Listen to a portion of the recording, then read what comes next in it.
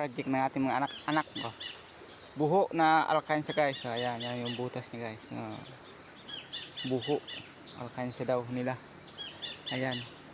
Mga alkansya sa school. So nagawa tayo ng buho. So ayan guys, libre lang.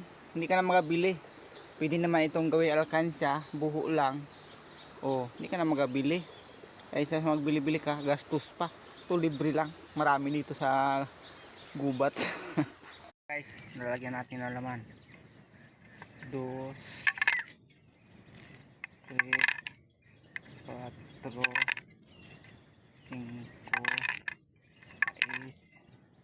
6, 7, 8, 9, 10. Yan, 10 na laman. So yan guys, alkansya ng mga bata. Bye bye.